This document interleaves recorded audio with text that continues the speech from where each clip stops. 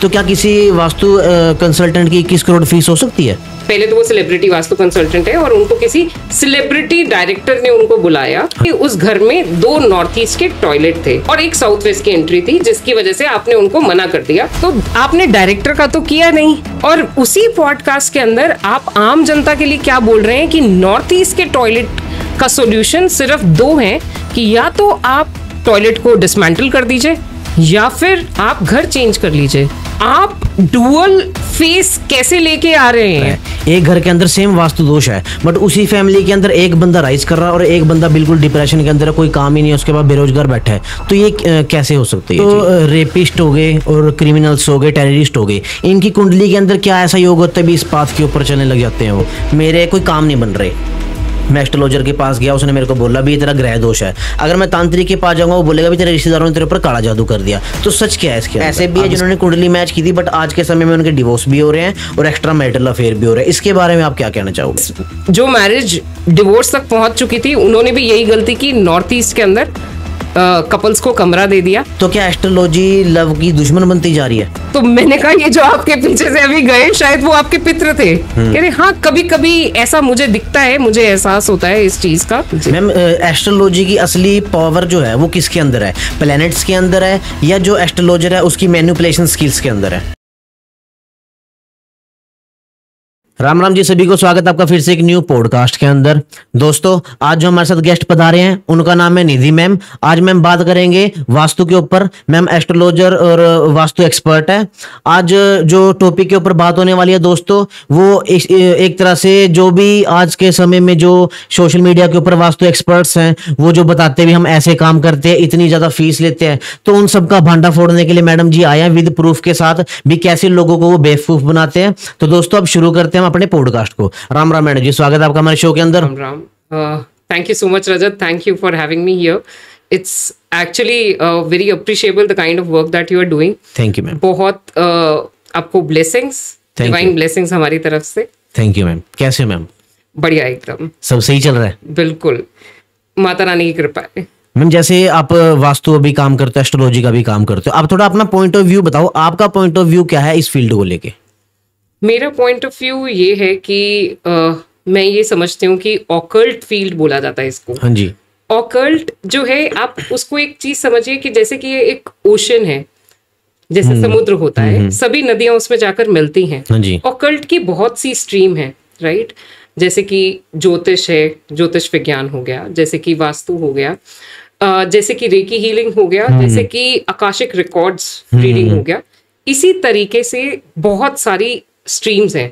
Past life regression भी इसी का पार्ट है, जिसके अंदर हम पुराने जन्म के कर्मास को देखते हैं, हम अपनी सोल्स की जर्नी को देखते हैं। तो ये सभी चीजें जो हैं, ये हमारी एक ही ओशन में आके मिलती हैं, जो कि ऑकल्ट फील्ड है। ओके। तो मैं ये बोलूंगी कि मेरा इससे नाता शायद बचपन में ही जुड़ गया था। ओके। दो I am an IT consultant. Okay. तो मैं, ऐसा नहीं है मैंने MCA किया है, मैं यूनिवर्सिटी टॉपर, परंतु मुझे ऐसा लगता है कि शायद एक चीज होती है ऑकल्ट के अंदर कि अगर कोई भी एक एस्ट्रोलॉजर है तो वो आज इस जन्म में एस्ट्रोलॉजर नहीं है। ओके। वो पहले के जन्मों के अंदर ये ज्ञान को धारण करके चलता आ रहा है, तब वो आज एक एस्ट्रोलॉजर बन पाया है। अच्छा। बिल्कुल। तो मुझे ऐसा लगता है कि ये पहले से डिसाइडेड था। एक किस्सा आपको सुनाना चाहूंगी। हाँ जी। ये जर्नी शुरू होती है बचपन में। हमारे घर में एक पूजा थी और पूजा के अंदर जैसे सभी की घर में कुंडली देखी जा रही थी, तो उन्होंने जनरली पंडित जी ने बोला कि आप इनकी भी कुंडली दिखाइए। और मेरी कुंडली जैसे ही उन्होंने पढ़ी, ज्योतिषी महाराज ने, उन्होंने बोला कि आप इसको 1 हफ्ते के लिए मेरे पास में भेज दीजिए, मैं इसको 1 हफ्ते में ज्योतिष बना दूंगा। ओके। तो पेरेंट्स जैसे कन्वेंशनल पेरेंट्स होते हैं, तो उनको लगा कि डॉक्टर इंजीनियर यही सब करते आए हैं। हाँ, तो उन्होंने उनकी रिस्पेक्ट करके बस इस बात को इग्नोर कर दिया।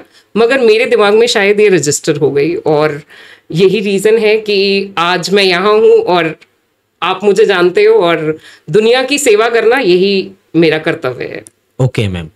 जैसे अब जो वास्तु है, वास्तु क्या रियलिटी में एक साइंस है, या लोग जो वास्तु शास्त्री होते हैं अपने एक साइकोलॉजी के हिसाब से लोगों को कन्विंस कर लेते हैं इसके अंदर? देखिए, वास्तु जो है वो विश्वकर्मा प्रकाश में लिखा गया है, ये साइंस है। Okay, this is science of your work place, या जहाँ पे आप रह रहे हो, आपके घर का पूरा एनवायरनमेंट, आप घर में क्या क्या चीजें यूज कर रहे हो, उन सब में एनर्जी है। आपकी एंट्रेंस कहाँ है, आपकी किचन कहाँ है, आपका टॉयलेट किधर है, आप किधर सो रहे हो, आप क्या फर्नीचर रख रहे हो घर में, अगर आपने ये टेबल भी रखा है तो इसकी भी एक एनर्जी है।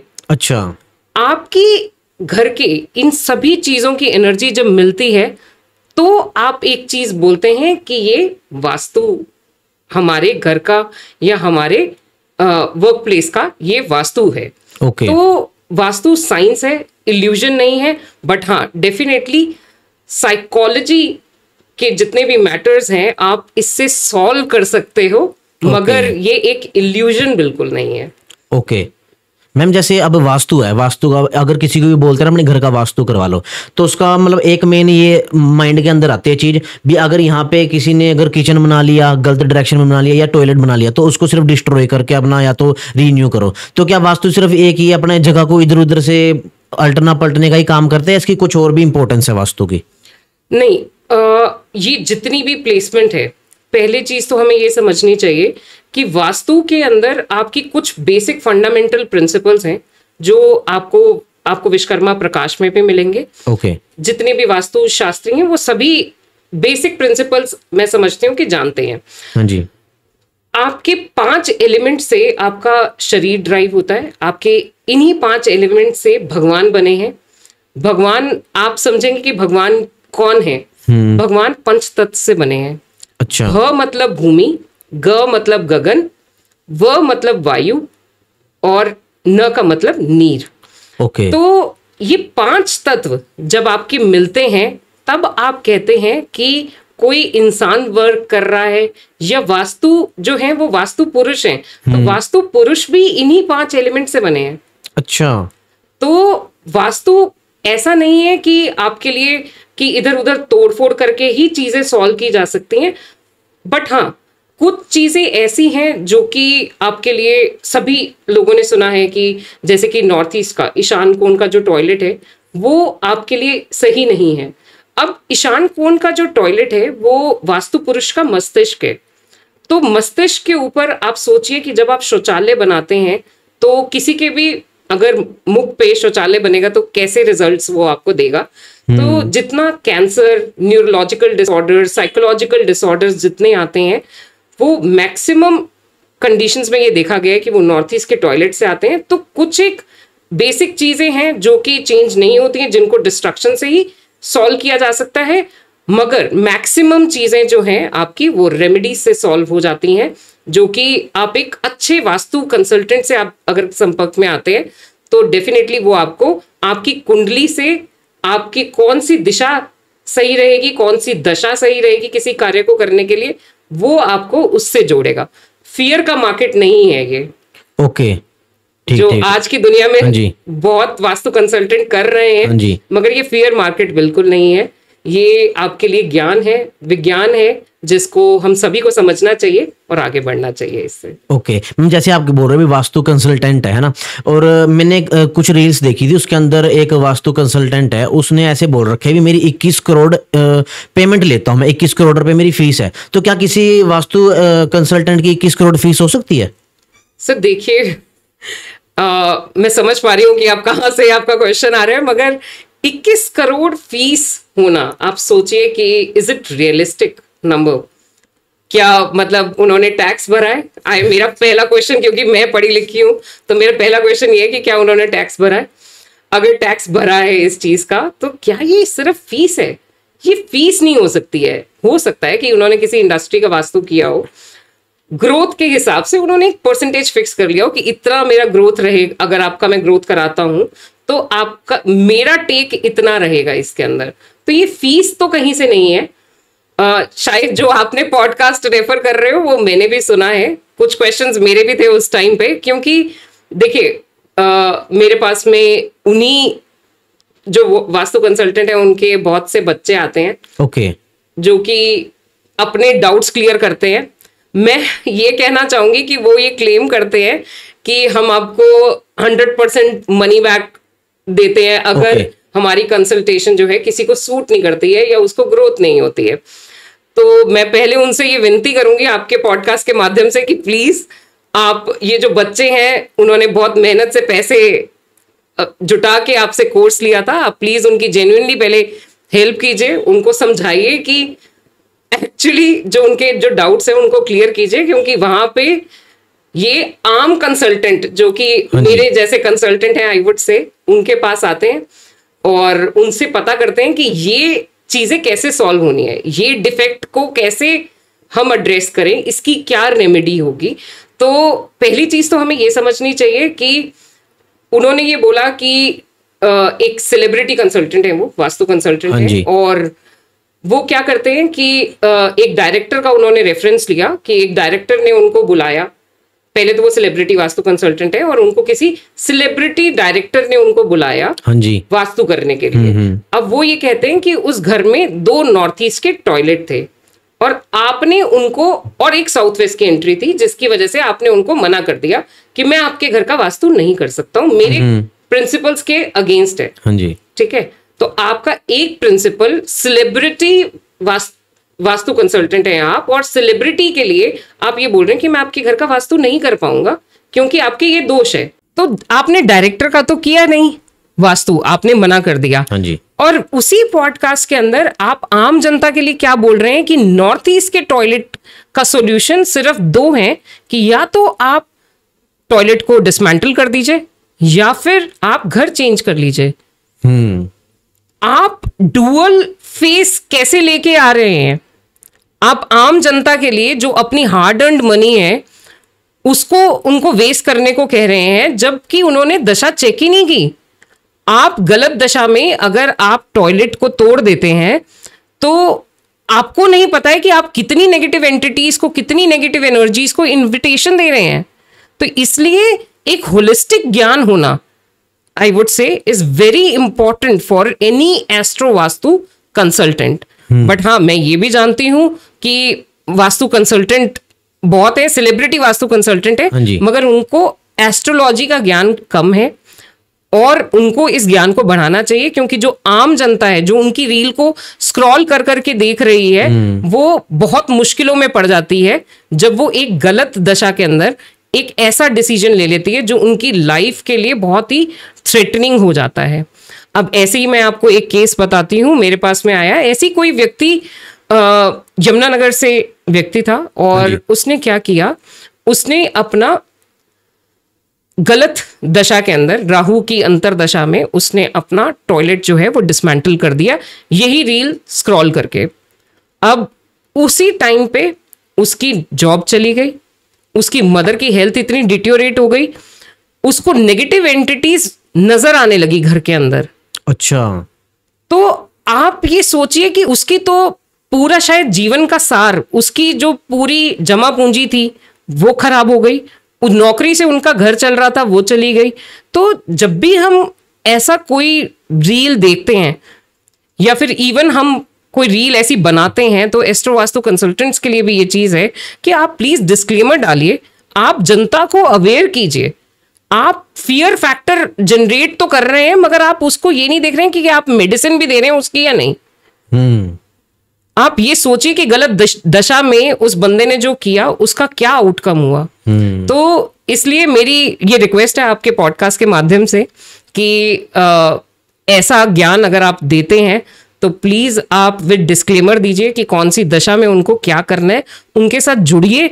और जनता के लिए भी यही मेरी रिक्वेस्ट है कि आप जब भी कोई रेनोवेशन प्लान करते हैं, हम करोड़ों के मकान खरीदते हैं, परंतु हम एक हजारों वास्तु कंसल्टेंट को देने में हम कतराते हैं, और इतना इतना पैसा हम अपनी हेल्थ के ऊपर, हम अपने रिलेशनशिप, कोर्ट कचहरियां लड़ते हुए रह जाते हैं, मगर हम यही पैसा एक राइट इन्वेस्टमेंट नहीं कर पाते एक अच्छे एस्ट्रो वास्तु कंसल्टेंट में।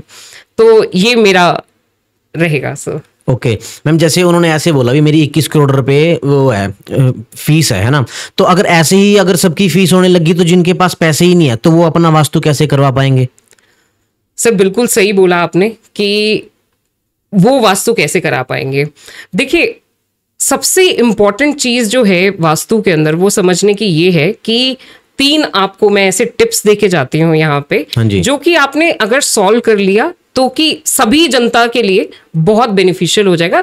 जो लोग अफोर्ड नहीं कर सकते हैं वास्तु करवाना, जो लोग रेंटेड अपार्टमेंट में हाँ या जी। कुछ है, तो पहली चीज वो ये देखें कि जो उनका ब्रह्म स्थान है, ब्रह्म स्थान इज योर सेंटर। हाँ, घर का आप सेंटर। घर का जो सेंटर है पहले आप उसको देखिए, वहां पे कोई पिलर नहीं होना चाहिए, कोई हेवी आइटम नहीं होनी चाहिए, और कोई ऐसा जियोपैथिक स्ट्रेस नहीं होना चाहिए। तो आप एक नॉर्मल एनर्जी स्कैन भी कराएंगे तो आपको पता चल जाएगा कि आपके ब्रह्म स्थान के आसपास में कोई स्ट्रेस तो नहीं है, जियोपैथी स्ट्रेस तो नहीं है, प्लस ब्रह्म स्थान में कोई टॉयलेट नहीं होना चाहिए। तो Okay. आप ये चीज आप देखिए, और आप अपने नॉर्थ ईस्ट को जरूर देखिए, क्योंकि नॉर्थ ईस्ट ईशान कोण जिसको कहा जाता है वो गुरु बृहस्पति का स्थान है।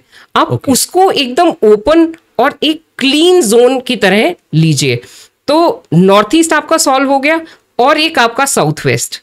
साउथ वेस्ट जो है वो आपका नैऋत्य कोण है। नैऋत्य कोण से आपके रिलेशनशिप, आपकी हेल्थ भी आपकी जो है, लोग ये सोचते हैं कि सिर्फ नॉर्थ ईस्ट से आ रही है, हेल्थ आपकी साउथ वेस्ट से भी देखी जा रही है। अगर आपने वहां कोई गंदगी कर दी तो ये आपको हेल्थ कंसर्न्स दे सकता है, रिलेशनशिप कंसर्न्स दे सकता है, और वहां का टॉयलेट तो इवन ये सही नहीं होगा शेयर करना, मगर सुसाइडल थॉट्स भी आपको साउथ वेस्ट का टॉयलेट दिखे जाता है। ओके। तो अगर आपने ये 3 चीजें सॉल्व कर ली तो आपका बाकी जो भी चीजें हैं वो नॉर्मल रेमेडीज से सॉल्व हो सकती हैं। ओके। तो मैम जैसे अब देखा जाए तो जैसे एक घर है, एक घर के अंदर सेम वास्तु दोष है, बट उसी फैमिली के अंदर एक बंदा राइज कर रहा है और एक बंदा बिल्कुल डिप्रेशन के अंदर है, कोई काम ही नहीं है, उसके बाद बेरोजगार बैठा है, तो ये कैसे हो सकती है ये चीज? बड़ा अच्छा क्वेश्चन पूछा है आपने। मैक्सिमम लोगों का ये क्वेश्चन होगा, आई वुड से। देखिए क्या होता है, वास्तु के जो बेसिक प्रिंसिपल्स हैं, हाँ जी। मान लीजिए एंट्रेंस, आप भी वहीं से आएंगे, आपका भाई भी वहीं से आएगा, आपके माता पिता भी वहीं से आएंगे, राइट? हाँ जी। तो एंट्रेंस एक ऐसा फैक्टर है जो सभी के लिए कॉमन है, ठीक है? किचन जो है, खाना सबके लिए एक ही जगह से बन रहा है, हम हाँ जी। ऐसा एज्यूम करके चल रहे हाँ हैं जी। कि सभी घर के लिए अगर मान लीजिए एक ही किचन है, हाँ जी। तो खाना सबका वहीं से बन रहा है, तो किचन भी कॉमन है। टॉयलेट जो है वो भी आपको सिमिलर इफेक्ट सभी फैमिली मेंबर्स को देता है, हाँ जी। परंतु जो आपका बेडरूम है वो आपकी अपनी चॉइस है। ओके। अब आप लोग क्या करते हैं, ये सोचते हैं कि हमने वास्तु करा लिया, बेसिक प्रिंसिपल से वास्तु करा लिया, और हमारे लिए ये फिट डायरेक्शन है मेरे बेडरूम के लिए, या फिर मेरे स्टडी रूम के लिए, या फिर मेरी, आजकल काफी वर्किंग प्रोफेशनल हैं जो घर से काम कर रहे हैं आज की जी। डेट में, तो वो भी क्या करते हैं कि एक प्लेस वो ढूंढ लेते हैं कि यहाँ पे मेरे को कैमरा जो है मेरा सही लग रहा है, लाइटनिंग सही है, हाँ तो जी। वहां बैठ जाएंगे। तो हमें ये सब चीजें जो हैं ये आपकी आती हैं एस्ट्रो वास्तु के अंदर, ओके। जिसके अंदर आप एस्ट्रोलॉजिकली आप देखते हैं कि आपकी प्लैनेटरी कॉम्बिनेशन कैसी है। जैसे मैं आपको एक एग्जांपल लेके बताती हूँ। एक मेरे क्लाइंट थे, सब कुछ बहुत अच्छा है, उनके यहाँ पैसा भी आ रहा है, प्रोग्रेस भी कर रहे हैं वो लोग, सब कुछ अच्छा है, मगर व्यक्ति के अंदर अग्रेशन इतना ज्यादा था कि उसका और उसकी वाइफ की बन नहीं रही थी। ओके। और बात ऐसी हो गई कि वाइफ ने कोर्ट में कंप्लेंट भी डाल दी। अब थी उनकी लव मैरिज, तो अब ये सोच रहे हैं कि हम ऐसा कैसे हो गया कि पहले तो बहुत अच्छा चल रहा था। अब दुनिया है, दुनिया क्या ब्लेम करेगी कि इन लॉज में प्रॉब्लम है, या लड़के के अंदर कोई प्रॉब्लम आ गई है, या लड़की चेंज हो गई है। अभी यही सब चीजें नॉर्मली सोचते हाँ हैं। जी। मान लीजिए कि उन्होंने साउथ ईस्ट डायरेक्शन जो है वो कपल को दे दी, हाँ जी। उसके अंदर कमरा बना दिया उनका। अब साउथ ईस्ट डायरेक्शन जो है वो अग्नि कोण है, वो क्या करेगा आपके अंदर अग्रेशन, हाँ जी। हाँ जी। हाँ जी। एंग्जाइटी, ये सब हाँ जी। चीजें लेके आएगा। और बुरा नहीं है, काम करने के लिए वो डायरेक्शन बहुत अच्छा है, परंतु यही डायरेक्शन अगर आपने सोने के लिए उनको दिया है तो आप क्या करते हैं, आप एक वास्तु के बेसिक प्रिंसिपल्स के हिसाब से देख के आप सोचते हैं कि ठीक है चलेगा। मगर जब आप इसको एस्ट्रोलॉजिकली इसको चेक करते हैं तो कुंडली जैसे हमने वेरीफाई की तो हमने देखा उस व्यक्ति का मंगल जो था, मंगल क्या है, अग्रेशन का कारक है, हाँ जी। ठीक है। अब ये जो अग्रेशन है आपकी, उसका मंगल इफ्लिक्टेड था राहु के साथ हाँ में। जी। अब जब ये इफ्लिक्शन आ जाती है, जब मंगल और राहु मिलते हैं और युति बनाते हैं, ये आपको देता है हाइपर एंजाइटी। ओके। और आपने उसको एनवायरमेंट क्या दे दिया? कपल गए हैं, नई शादी हुई है, उनको क्या एनवायरनमेंट दे दिया आपने? हाइपर एंजाइटी का एनवायरनमेंट दे दिया, क्योंकि आपने उनको, वो सो भी कहाँ रहे हैं, वो अग्निकोण में सो रहे हैं। तो हमें ये देखना चाहिए कि एस्ट्रोलॉजिकली क्या सही दिशा हम चूज कर रहे हैं, क्या चयन कर रहे हैं सही दिशा का या नहीं कर रहे हैं। तो ऐसे आपको थोड़ा सा देख के उसके बाद में एस्ट्रो वास्तु कंसल्टेंट से कंसल्ट करके ही रेनोवेशन करवाना चाहिए अपने घर का। ओके मैम, जैसे जो वास्तु और एस्ट्रोलॉजी है, ये क्या सिर्फ हिंदू धर्म के अंदर ही सिर्फ बताए जाते हैं, बाहर जैसे वेस्टर्न कल्चर के अंदर भी, या कुरान हो गया या बाइबल होगी, इसके अंदर भी इसकी कुछ इंपॉर्टेंस है या उसके अंदर दे रखा है इसके अंदर भी? देखिए, जहां तक आप वास्तु और एस्ट्रोलॉजी की बात करते हैं तो ये साइंस है। ओके जैसे ग्रेविटेशनल फोर्स है 9.8 मीटर पर सेकेंड स्क्वायर, जैसे कि वो एक हिंदू के लिए है, वैसे ही एक मुस्लिम के लिए भी 9.8 मीटर पर सेकेंड स्क्वायर है। ओके तो आप ये समझिए कि जो साइंस है वो दोनों के लिए सेम है, चाहे वो हिंदू है, चाहे मुस्लिम है, या कोई क्रिश्चियन है या सिख है, ये चेंज नहीं हो रहा है, साइंस चेंज नहीं हो रहा है। साउथ वेस्ट अगर डिस्टर्ब्ड हिंदू के घर में तो उसको रिलेशनशिप इश्यूज दे रहा है, तो यही साउथ वेस्ट डायरेक्शन अगर डिस्टर्ब्ड होगा तो एक क्रिश्चियन के घर में भी ये रिलेशनशिप इश्यूज दे सकता है। ओके तो ये रिलीजन से इसको बाउंड ना करके, जैसे हम साइंस को एक यूनिवर्सल फैक्ट लेकर चलते हैं, उसी तरीके से ये एक यूनिवर्सल फैक्ट है। ओके मैम, जैसे जो हमारी लाइफ है, तो हमारी लाइफ के अंदर कुछ भी इवेंट होना होता है ना, या कुछ भी इंसिडेंट होना होता है, क्या वो सिर्फ ग्रह ही उसके ऊपर डिपेंड होता है? सब कुछ ग्रह ही उसके लिए रहते हैं? देखिए, बहुत सी चीजें हैं, और अगर हम इसको डिस्कस करना चाहेंगे रजत, तो हो सकता है कि रात भी हो जाए और डिस्कशन समाप्त ना हो पाए। मगर आपको एक ब्रीफ में चीज समझाऊंगी कि सिर्फ ग्रह सब कुछ नहीं होते हैं, हमारे लिए ग्रह बहुत इंपॉर्टेंट होते हैं। हमारे लिए जो एनवायरनमेंट है जिसके अंदर हम रह रहे हैं वो बहुत इंपॉर्टेंट होता है। हमारे लिए हमारे जो ग्रह किस हिसाब से काम कर रहे हैं वो 3 स्टेप्स में हम देखते हैं। हमारा एक होता है, आपने कर्मा सुना होगा। हाँ जी। तो कर्मा हमारा 3 टाइप से होता है। एक होता है हमारा संचित कर्मा, जो कि एक सोल की जर्नी, जो शुरू से अपने पहले के जन्मों से लेके आ रही है कर्मास, वो आते हैं आपके संचित कर्मा में। आप आज की सोल में आप ये कॉन्ट्रैक्ट करके आते हो कि मैं इतने कर्म लेके जो मैं भुगताऊंगा अपने इस जन्म में, वो आपका प्रारब्ध है जो आप लेकर आ रहे हैं। एक हो गया आपका क्रियमान कर्मा, जो आप अपनी फ्री विल पे करते हैं।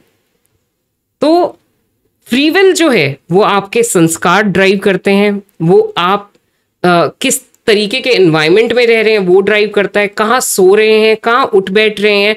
क्योंकि जैसे मैंने आपको पहले बताया कि ये हर चीज में एनर्जी है, राइट? मैं आपसे इंटरेक्ट कर रही हूँ, आपकी एक एनर्जी है। आप मेरे को पॉजिटिवली वेलकम करोगे तो I will be positive to you, right?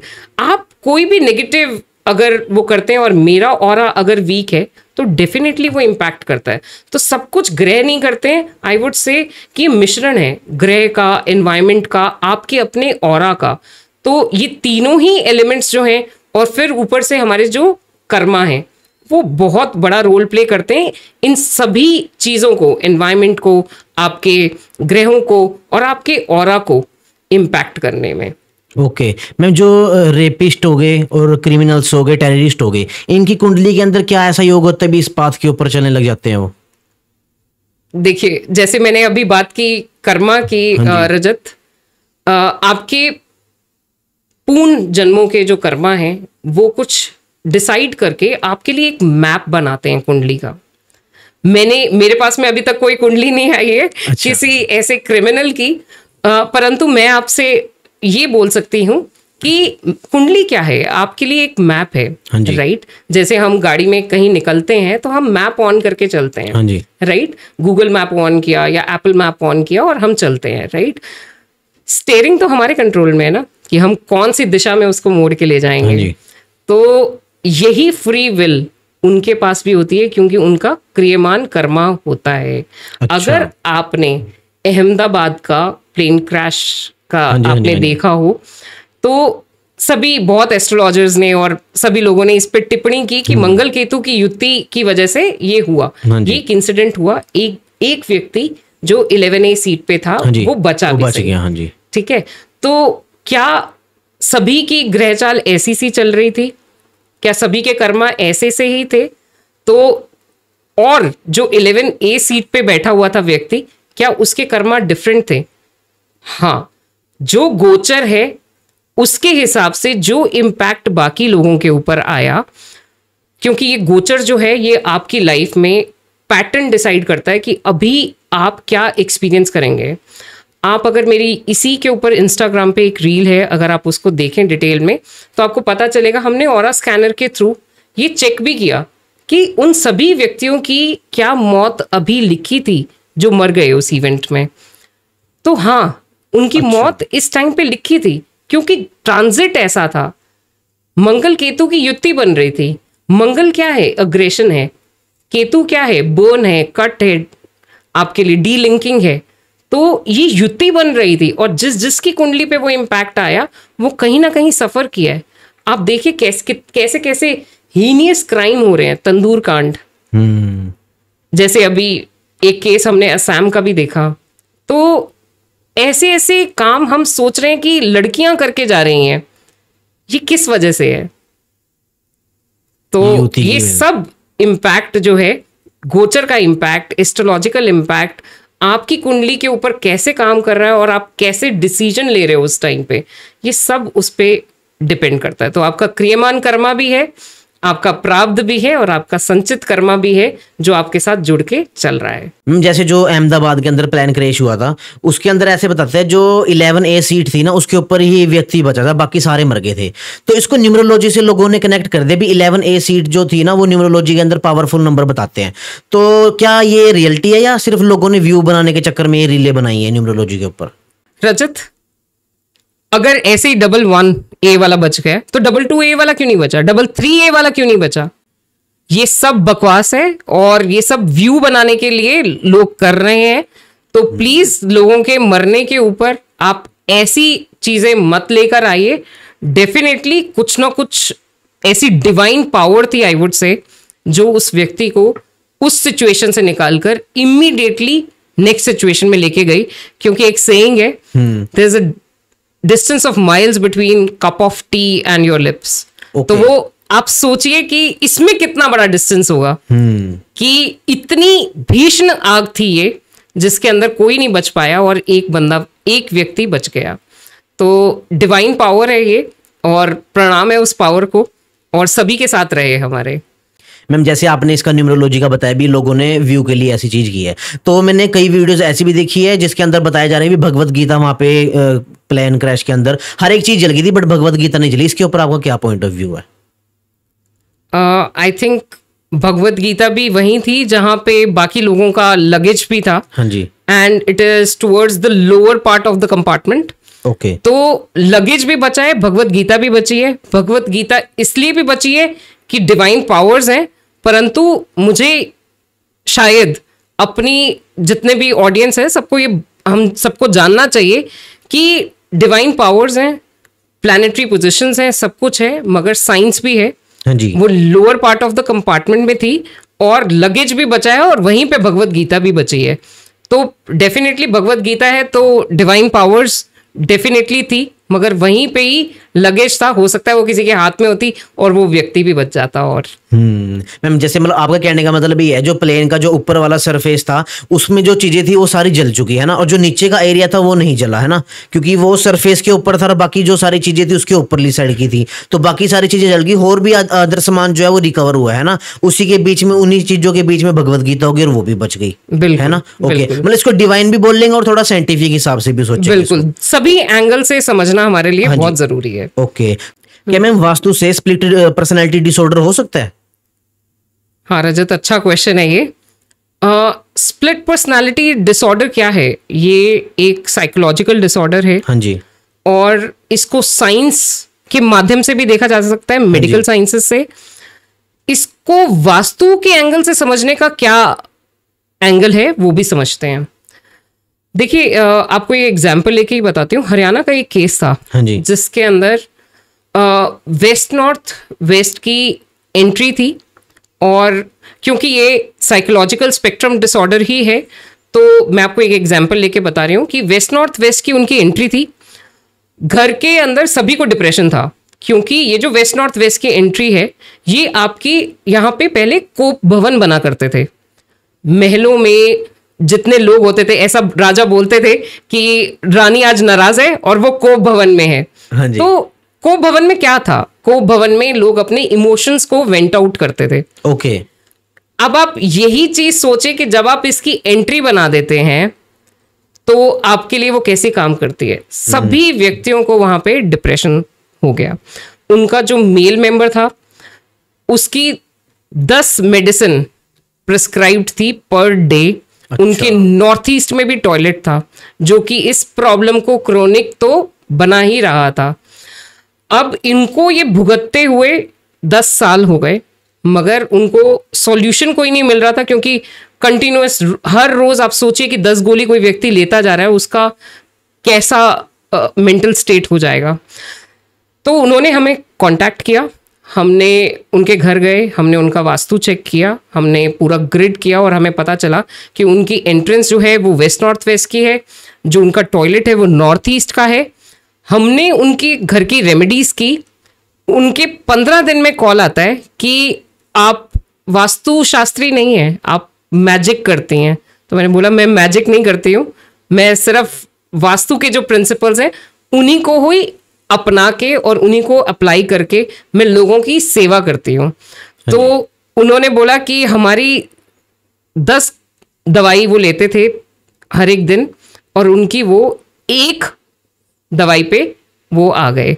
तो मतलब जितनी खुशी शायद उनको हुई होगी, मैं उसी से रेजोनेट कर पाई कि उतनी खुशी मुझे हुई कि अगर हम ये नहीं बोल रहे हैं कि मेडिकल साइंस काम नहीं करती है, वो 10 गोली ले रहा था तभी तो सस्टेन कर रहा था ना। अगर वो ये दवाई ना ले रहा होता तो शायद वो कुछ कर गया होता, क्योंकि उसके अंदर इतना अग्रेशन था कि वो लोगों की गाड़ी तोड़ देता था। वो कहीं रोड पे निकलता था, जब भी उसको ये ऐसा अटैक आता था तो वो लोगों को हार्म करने लगता था। उसके अंदर एक डिफरेंट पर्सनालिटी जागृत हो जाती थी, जो कि वो था ही नहीं। हाँ जी। तो अब आप उस व्यक्ति को सोचिए कि जो एक नॉर्मल, वही व्यक्ति एक नॉर्मल तरीके से अपने काम पे जा रहा है, अपने घर को चला रहा है और सब कुछ कर रहा है। मतलब वो family, they had immense, they showered immense love for me. और यही हमारा एक्चुअली धर्म भी है। अगर हम इस शास्त्र से जुड़े हैं तो यही हमारा धर्म है और यही हमारी सेवा है। ओके मैम, जैसे अब एक मैं आपको चीज बताता हूँ। जैसे अब मैं एस्ट्रोलॉजर के पास गया, एक मैं तांत्रिक के पास गया, मेरी सेम प्रॉब्लम है। अगर मैं एस्ट्रोलॉजर के पास जाता हूँ वही सेम प्रॉब्लम लेके, वो उसका कुछ और उपाय बताता है। अगर मैं तांत्रिक के पास जाता हूँ वो उसका कुछ और उपाय बताता है। एग्जाम्पल के वे में, जैसे अब मुझे मेरे कोई काम नहीं बन रहे, मैं एस्ट्रोलॉजर के पास गया, उसने मेरे को बोला भी ये तेरा ग्रह दोष है। अगर मैं तांत्रिक के पास जाऊंगा वो बोलेगा भी तेरे रिश्तेदारों ने तेरे ऊपर काला जादू कर दिया। तो सच क्या है इसके अंदर, आप इसके बारे में थोड़ा बताइए। देखिए रजत, मैं ये बोलूंगी कि तांत्रिक क्रिया आपके ऊपर तब होगी जब आपके ग्रह चाल जो है वो इस चीज को सपोर्ट करती होगी। अच्छा। अब कुछ ऐसे युति होती है हमारी कुंडली के अंदर, जिसके अंदर हम अगर रोड पे चल रहे हैं तो भी हम कोई नेगेटिव एनर्जी या कोई नेगेटिव एंटिटी को अट्रैक्ट कर लेते हैं। मतलब वो एक पावर हाउस बन जाते हैं। अच्छा। कि वो किसी भी नेगेटिव चीज को अट्रैक्ट करना शुरू कर देते हैं। तो ये कैसे होता है? ये हमारी कुंडली में कुछ ऐसी युतियां होती हैं जिसकी वजह से ऐसा होता है कि आप नेगेटिव एंटिटी को, नेगेटिव एनर्जीज को अट्रैक्ट करना शुरू कर देते हो। अब आप जहां पे रेमेडीज की बात करते हो तो डेफिनेटली अगर आप इसके लिए जा रहे हो, अगर आप ब्लैक मैजिक के लिए जा रहे हो, अगर आप उसको मल्टीपल तरीकों से उसको सॉल्व कर सकते हो, आपकी तांत्रिक क्रिया से भी वो सॉल्व होता है। हाँ जी। हमारा भी एक प्रोडक्ट है जो हम देते हैं, जिसके अंदर हम एक हमारा ऑयल है जिसके अंदर हम व्यक्ति की फोटो को डिप करते हैं और बाहर भी उसकी फोटो लगाते हैं, जिससे कि उसका इमीडिएट बेसिस पे बंधन दोष खत्म हो जाता है। ओके। और ये जो हमारी रेमेडी है ये इतनी कारगर है कि इसके 100% रिजल्ट्स हैं। तो बहुत तरीकों से सॉल्व किया जा सकता है। टू आंसर योर क्वेश्चन, एक डॉक्टर के पास जाते हैं अगर आप, तो एक बीमारी के लिए आप एक एलोपैथी डॉक्टर भी चूज कर सकते हैं, आप होम्योपैथी भी कर सकते हैं, और आप एक नेचुरोपैथी को भी आप ऑप्ट कर सकते हैं। हाँ जी। सबकी अलग अलग अप्रोच है, मगर काम वो रूट कॉज पे कर रहा है, जो आपकी प्रॉब्लम है उसको सॉल्व करने की कोशिश की जा रही है। ओके मैम, जैसे आज के समय में ना लोग अपनी कुंडली मैच नहीं करते किसी के साथ भी। जैसे एक लड़का लड़की अगर रिलेशनशिप के अंदर है, वो बिना कुंडली मैच किए अपनी शादी कर लेते हैं, फिर उनकी रिलेशनशिप के अंदर दिक्कत आनी स्टार्ट हो जाती है। फिर उनको ऐसे बोलते हैं भी आपने अपने वो जो कुंडली थी ना वो आपने मैच नहीं करी, इस करके आपको रिलेशन में दिक्कत आ रही है। और इसी जगह देखा जाए तो कुछ लोग ऐसे भी है जिन्होंने कुंडली मैच की थी, बट आज के समय में उनके डिवोर्स भी हो रहे हैं और एक्स्ट्रा मैरिटल अफेयर भी हो रहे हैं। इसके बारे में आप क्या कहना चाहोगे? देखिए, जैसे मैंने बताया आपको, कुंडली क्या है, कुंडली आपने जैसे मैप ऑन कर लिया, ये आपके पूर्व पुण्य जन्मों के जो कर्म हैं उसके हिसाब से आपका एक मैप ड्रॉन है। आकाश में आपके प्लैनेट्स हैं, वो आपकी नक्षत्रों के, आपके ग्रहों की प्लेसमेंट के हिसाब से आपकी कुंडली जो है, जिस मिनट पे आप पैदा हो रहे हैं उस पे आपकी कुंडली जो है वो आपकी डिवाइस हो जाती है। ओके। कर्म क्या करेंगे आप, जो क्रियमान कर्मा है वो आपके अपने हाथ में है। तो जहां पे कुंडली जो है आपकी सपोर्ट करती है इस चीज को कि आपके पैटर्न क्या हो सकता है लाइफ के अंदर, क्या क्या इवेंट्स आप जो है वो एक्सपीरियंस कर सकते हैं, वहीं आपको एक फ्री विल दी है उस डिवाइन पावर ने कि आप खुद चूज कर पाए कि आप करना क्या चाहते हैं। यही क्रियमान कर्मा आगे आने वाले समय में हो सकता है कि आपके लिए आपका प्रारब्ध या फिर आपका संचित कर्मा भी बन जाए। ओके। तो आपको ये देखना है। इसमें एक चीज और मैं बोलूंगी, बहुत संक्षेप में मैं बात करना चाहूंगी। लव रिलेशनशिप में लोग होते हैं, जो जितने भी कपल्स होते हैं, अब प्यार क्या है? प्यार आपके लिए एक लड़की और एक लड़का जो कर रहा है प्यार, वो आपके लिए बुध ग्रह से देखा जाता है। अच्छा। आपकी कुंडली में बुध ग्रह कैसा है, आपकी गर्लफ्रेंड की कुंडली में बुध ग्रह कैसा है, इससे पता चलता है कि आपका लव रिलेशनशिप कैसा चल रहा होगा। ठीक है, अब मान लीजिए कि यही लव रिलेशनशिप अब वो शादी करके घर चले जाते हैं। हाँ जी। अब वही लड़की कंप्लेन करने लगेगी कि मेरी तो बन नहीं रही है, ये लड़का मेरी केयर नहीं कर रहा है। अब ये पहले तो बहुत केयर करता था, मेरा हाथ जल जाता था, मेरे लिए बैंडेड लेके आता था, बर्नॉल लेके आता था। हाँ जी। आज कुछ भी हो रहा है मेरे साथ में और इसको कोई परवाह नहीं है। एक्चुअली बदला लड़का नहीं है, बदला कॉन्टेक्स्ट है।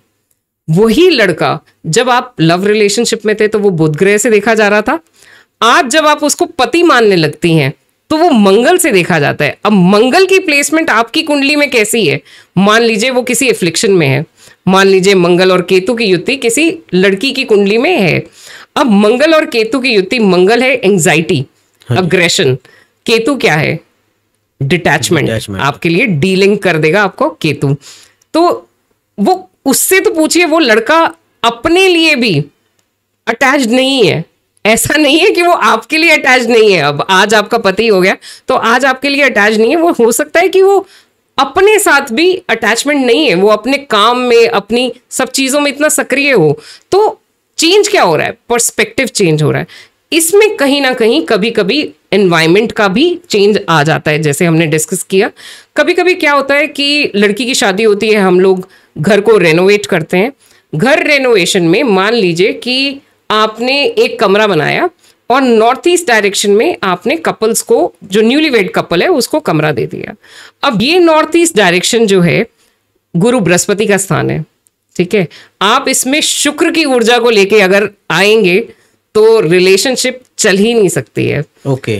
तो आपको ये ध्यान देना चाहिए कि आप जब भी ऐसा कोई इवेंट आपकी लाइफ में होता है, कुछ मेजर इवेंट्स ही होते हैं लाइफ में, हम घर बनाते हैं, हम गाड़ी लेते हैं, या फिर हम मान लीजिए कि हम शादी ब्याह कर रहे हैं, या कोई बच्चा हुआ है तो उसका मुहूर्त है, इन्हीं इवेंट्स पे तो जाते हैं ना हम एस्ट्रोलॉजर के पास, वास्तु कंसल्टेंट के पास, हाँ जी। या फिर लाइफ में कभी ट्रबल्ड होते हैं तब हम जाते हैं।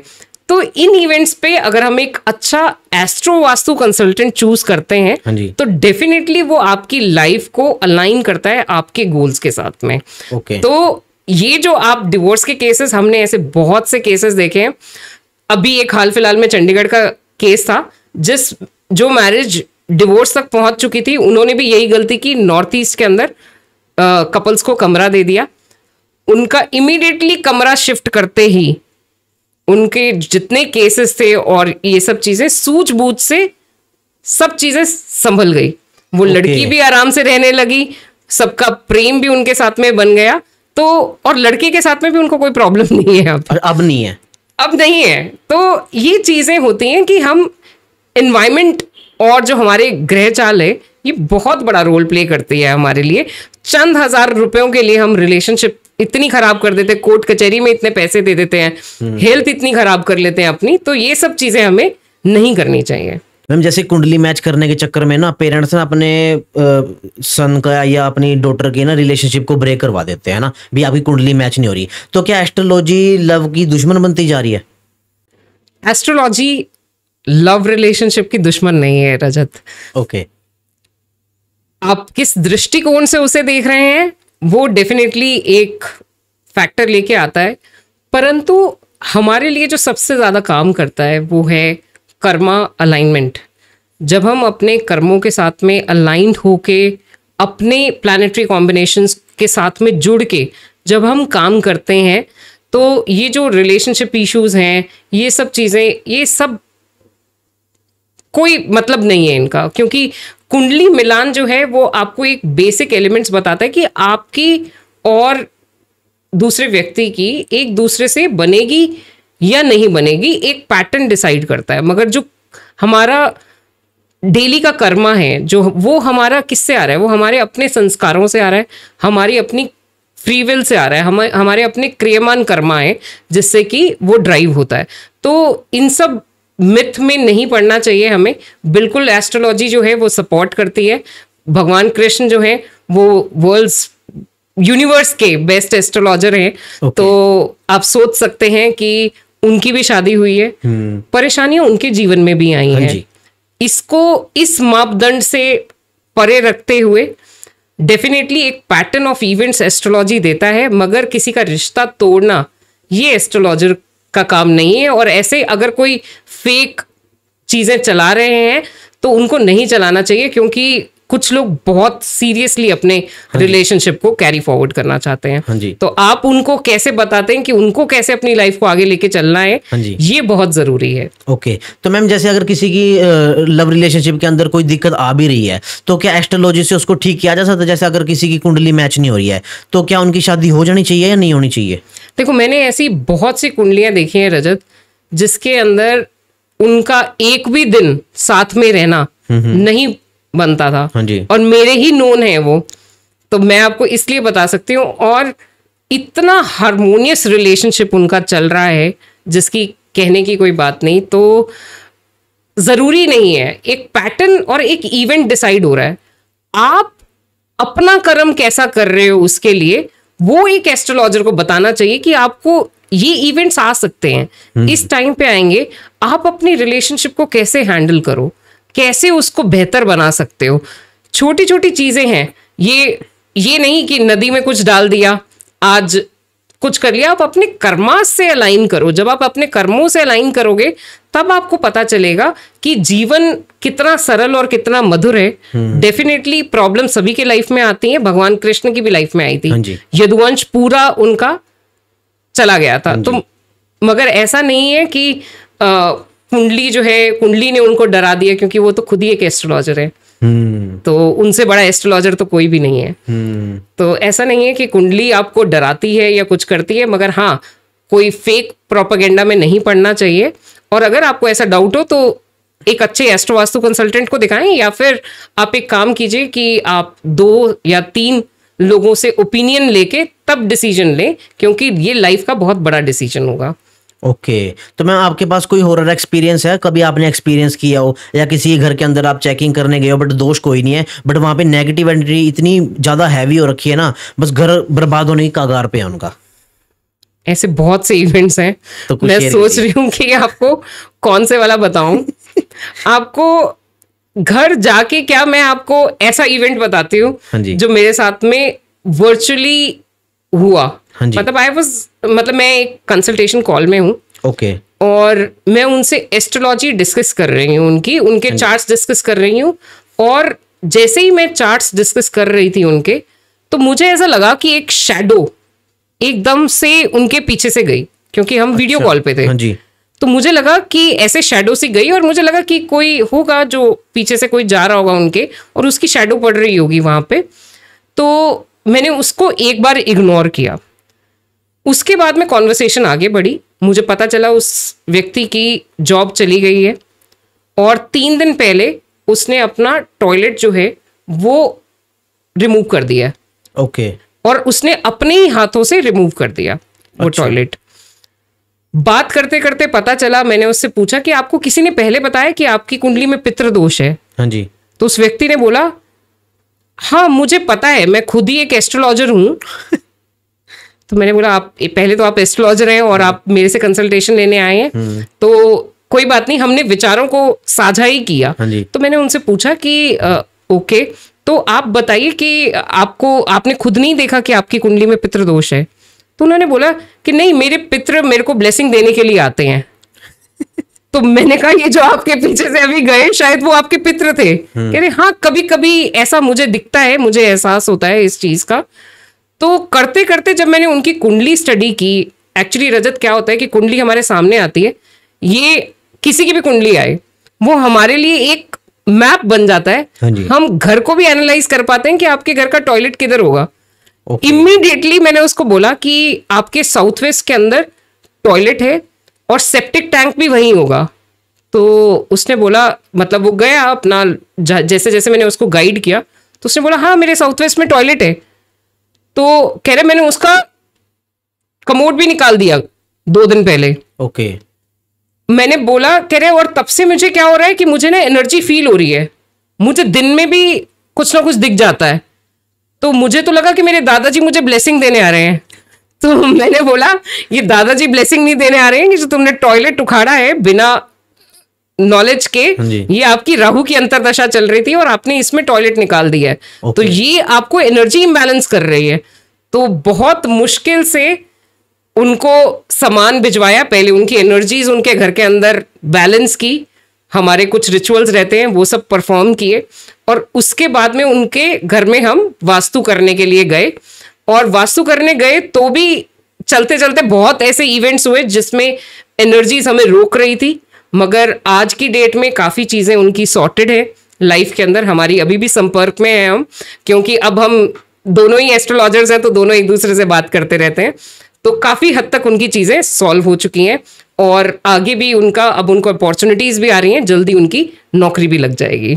ओके मैम, एस्ट्रोलॉजी की असली पावर जो है वो किसके अंदर है? प्लैनेट्स के अंदर है या जो एस्ट्रोलॉजर है उसकी मैनिपुलेशन स्किल्स के अंदर है? असली पावर तो प्लैनेट्स में ही है। ओके। अगर प्लैनेट्स में पावर ना होती तो शायद एस्ट्रोलॉजर भी वो ना होता जो वो है। अगर एक अच्छा एस्ट्रोलॉजर होगा तो वो डेफिनेटली कोई बहुत ही अच्छा पावरफुल कनेक्शन लेके बैठा होगा, प्लैनेट्स का कॉम्बिनेशन होगा जी। जिससे कि वो एस्ट्रोलॉजर बना है। तो पावर तो देखिए प्लैनेट्स में ही है। मैं समझ रही हूँ आप कहाँ से आ रहे हैं, कुछ ऐसे फेक प्रोपेगेंडा चला रहे हैं लोग, फियर प्रोपेगेंडा ज्यादा है। हाँ जी। फेक तो है ही है और फियर प्रोपेगेंडा ज्यादा चलाते हैं, तो ये सब चीजें वहीं से आती हैं। मगर प्लैनेट इतने पावरफुल हो सकते हैं कि एक व्यक्ति को, आप सोचिए कि अंबानी कैसे बने हैं, ठीक है? तो प्लैनेट्स आपको अंबानी भी बना सकते हैं, राजा भी बना सकते हैं और रंक भी बना सकते हैं। तो इतनी पावर होती है आपके अपने प्लैनेट्स में। और ये प्लैनेटरी कॉम्बिनेशन मैं वापस से आपको बोलूंगी, ये बनता किससे है? ये आपके कर्मा से बनता है, जो आपके प्रीवियस जन्मों के हैं, पूर्व जन्म के जो कर्म है आपके, दोबारा बोलती हूँ, जो आपके प्रीवियस जन्मों के जितने भी कर्म हैं, जो आपके संचित कर्मा हैं, जो आपका प्रारब्ध है, वही है जो आपकी कुंडली है। जो आज आप कर रहे हैं वो आपके क्रियामान कर्मा है, जो आप अपनी फ्री विल पे कर रहे हैं। मैम जैसे आपने बताया भी प्लैनेट्स के अंदर पावर होती है ना एस्ट्रोलॉजी की, तो जैसे कोई स्ट्रगलिंग पीरियड चल रहा है किसी का, तो किसी चीज को अचीव करना चाहता है वो, तो वो प्लैनेट्स के ऊपर डिपेंड रहे या अपनी मेहनत के ऊपर भी डिपेंड रहना चाहिए, उसको एफर्ट्स कहाँ लगाए ज्यादा? आपकी कुंडली से ये डिसाइड हो जाता है कि आपके पास में ये राजयोग है। हाँ जी। ये राजयोग कब आने वाला है ये आपको दशा बताती है। ओके। उस दशा तक आपको एस्ट्रोलॉजर बता देगा कि आपकी ये दशा आने वाली है जिसमें आपका राजयोग जो है वो जागृत होता है। ओके। तो मेहनत करना इसका कोई विकल्प नहीं है। एस्ट्रोलॉजी ये नहीं कहता कि आप मेहनत छोड़ दो और अपने प्लैनेट्स के ऊपर आप देखो कि आपके प्लैनेट आपका राजयोग आ जाएगा, तो ऐसा कुछ नहीं है। आप लेटे रहोगे और राजयोग आ गया, आप सोचिए कि आप राजा बन गए, ऐसा नहीं है। Okay. आपकी मेहनत जो है वो आपको फैसिलिटेट करेगी कि आप उस राजयोग को एनकैश कर पाएं। ओके। तो ये करना आपके लिए बहुत जरूरी है कि आप मेहनत करिए, मगर एक अच्छे एस्ट्रोलॉजर से ये जरूर पूछिए कि मेरा कौन सा ऐसा टाइम है जिसमें मेरी मेहनत रंग लाएगी। ओके जी मैम, जैसे लोग ऐसे भी बोलते हैं, जैसे जगराते के अंदर जाते हैं, वहाँ पे माता की पूजा हो रही है, किसी देवी देवता की पूजा हो रही है, तो पूजा के दौरान देखा जाता है लोग ना अपने सिर घुमाने लग जाते हैं, है ना, आवाजें निकालने लग जाते हैं, भी माता आ गई हमारे अंदर है, देवता आ गए। तो आप क्या कहना चाहोगे, भी ये लोगों को मेंटली प्रॉब्लम है या उनके अंदर सच्ची में देवता आते हैं? देखिए, मेंटली कोई प्रॉब्लम नहीं है। कुछ लोग ऐसे करते हैं कि फेक भी दिखाते हैं कि हमारे अंदर कुछ आ गया है, उनके अपने कुछ रीजंस हो सकते हैं इन सब चीजों को लेके। बैरिंग दोज पीपल, एक होता है एसोटेरिक साइंस, राइट। कुंडली के अंदर भी आपके ऐसे कुछ कॉम्बिनेशंस होते हैं जिससे कि आपके जो प्रीवियस कर्म है या प्रीवियस जन्म है या फिर आपकी ऐसी कोई स्पिरिचुअल कनेक्शन अगर आपकी रही है पहले, तो वो आपकी किस दशा के अंदर एक्टिवेट होती है। तभी कहा जाता है कि मेरे अंदर पहले माता आती थी, आज माता आनी बंद हो गई है, क्या माता रुष्ट हो गई है? नहीं, शायद वो दशा चली गई है। ओके। मगर ये कॉम्बिनेशन जरूर होते हैं कुंडली के अंदर जिसके अंदर आपके अंदर ऐसी जागृति होती है, ऐसी स्पिरिचुअल एलिवेशन होती है। और मैं ऐसा बोलूंगी कि ऐसे बहुत कम लोग हैं इस दुनिया में जो कि ऐसा अनुभव कर पाते हैं, और मेरा नमन है उनको कि भगवान ऐसी डिवाइन पावर्स उनके अंदर आने का सोचती हैं। तो ये जरूर है कि ऐसा एक एसोटेरिक साइंस होता है जिसकी वजह से ये सब चीजें लोग एक्सपीरियंस करते हैं, परंतु इसका भी कॉम्बिनेशन आपको कुंडली में ही मिलता है।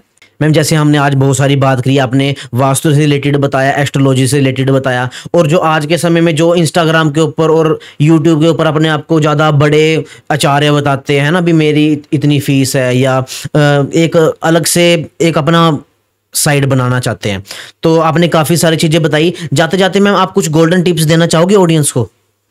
श्योर।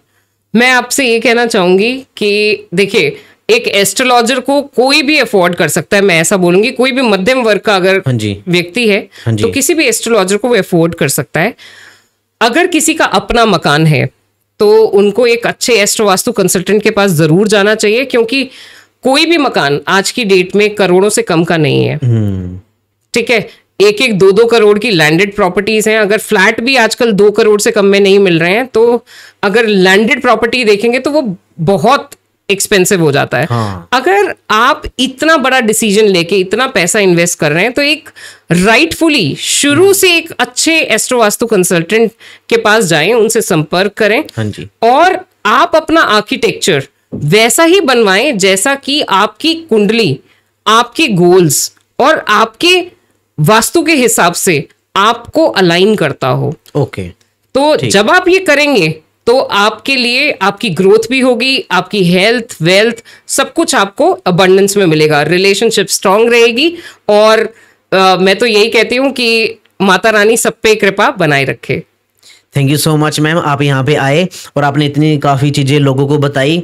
और मैं तो यही बोलना चाहूँगा दोस्तों, जो भी मैडम ने चीज़ें बताई है, जो गोल्डन टिप दी है, आप उसको फॉलो जरूर करना। और जो भी चीज़ें हमने आज पॉडकास्ट के अंदर बात की है, वो जैसे भी रील्स के अंदर चीज़ें चल रही है और जो लोगों को दिखाया जा रहा है, सिर्फ एक उसके ऊपर टिप्पणी की है भी ऐसे ऐसे चीज़ें जो लोग फैला रहे हैं, एक तरह से सिर्फ हमारा एक क्वेश्चन पुट है उसके ऊपर, है ना, भी एक आंसर मांगना चाहते हैं। तो इसको काफ़ी ज़्यादा मतलब इस ऐसे वे में मत लेके जाना, दिल पे मत लेके दिया ना भी, जिससे कल को थोड़ा आप समझ सकते हो, आप काफी समझदार हो, तो ज्यादा डिटेल में नहीं जाऊंगा।